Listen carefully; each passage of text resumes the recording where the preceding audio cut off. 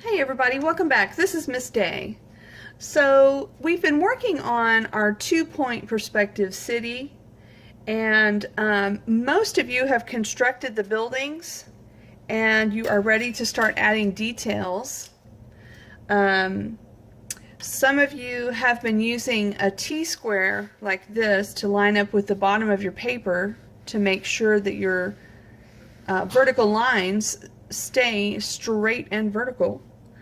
And I'm going to use this tool to add windows to my drawing. So you can see here I've drawn it in a 2H pencil, so it's very light. I'm going to go back with a 6B and add some detail. So first thing you want to consider is your light source. So if you want your light source to be coming from the right hand side, then your shadows are going to be on the left. So let's take a look at that and see what that would look like. So if I had the light source coming this direction, actually I think I want, oh, and there's our friendly neighborhood ant.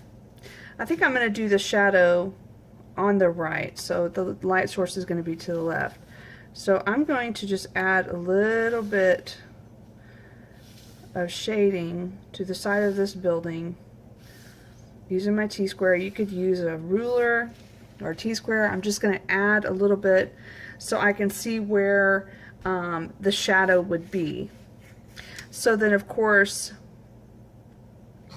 the shadow is also going to be behind.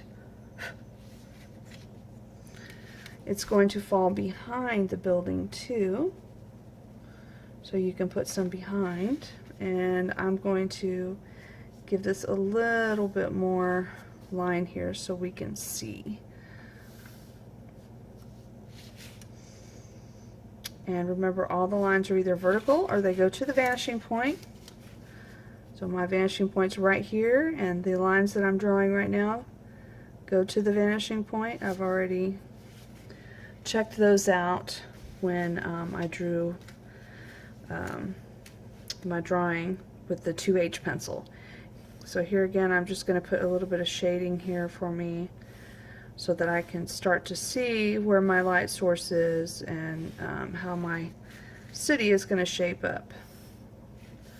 So again, this is a 6B. You could use a 6B. You could use an ebony if you want to. I just would not press hard. I would draw very light. Draw very lightly in case you want to make some changes, because it's going to be difficult to erase.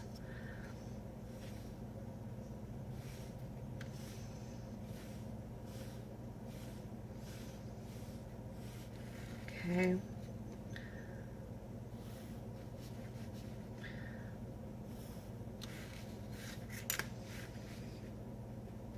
So once you start to kind of establish where you want your light and shadow, then you can start going back in and putting some details. You'll be using the vanishing point to figure out where all the windows are going to line up correctly. So I'm just going to measure, this is centimeters, and I'm just going to put some measurements for myself here.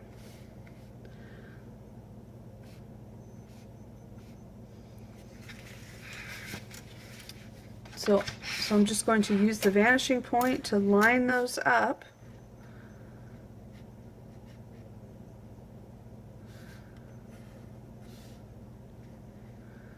And I'm back with the 2H because it holds a really tight line.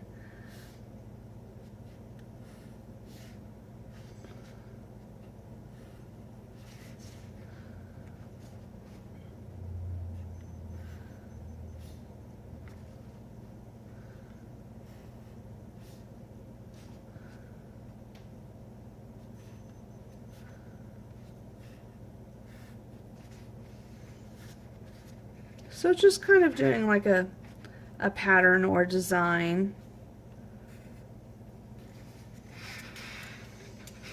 So I'd carry the same thing over onto the other side of the building using, of course, the other vanishing point.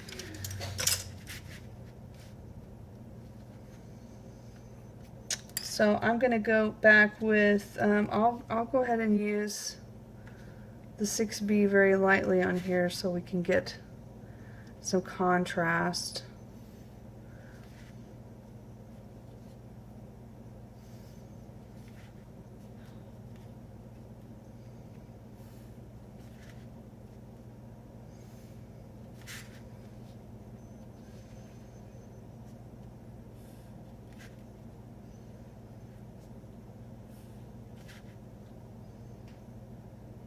So I'm making sure each time that it's lined up to the vanishing point.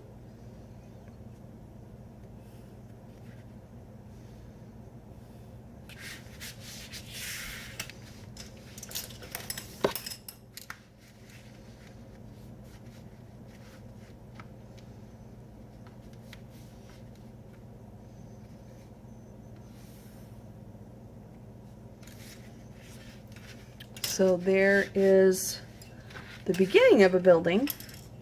So you would just continue to build up the surface. You could also go back and use a blending step to help even out the tones, and of course they'll do a great job of putting the shadows there on the ground for you.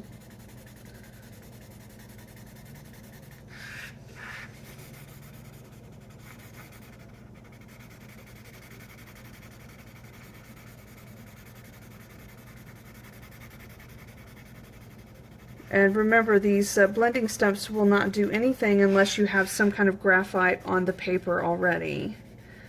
It's simply blending in and smearing around the graphite that you've just applied to the paper.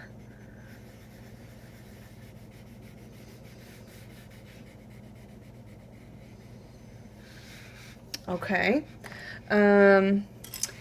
I think it also looks really nice when you do like some pinstripes with the ruler. So let's see, for example, I'll go back, I'll do my 6B here. And of course, when the windows are closer to you, they're going to be wider, and then as they get further away, they become closer together.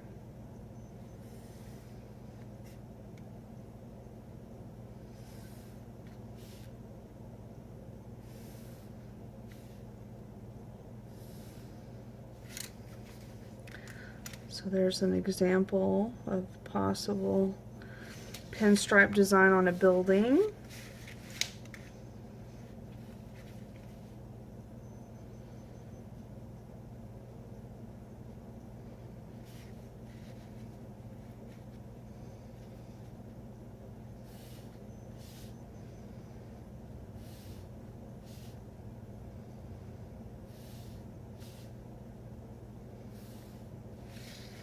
Okay, and you can see, use this blending step to go back and even out.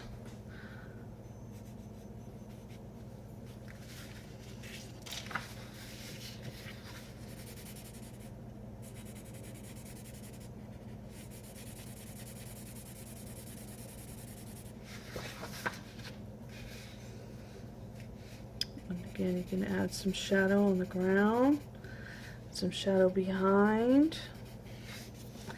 And you know, when you're trying to show that something is three-dimensional, the shadows are going to play a pretty big role in helping something look like it is, you know, an object in space. And so light, the value is going to play a really big role. So think about the direction of the light and where the shadows would be on your buildings.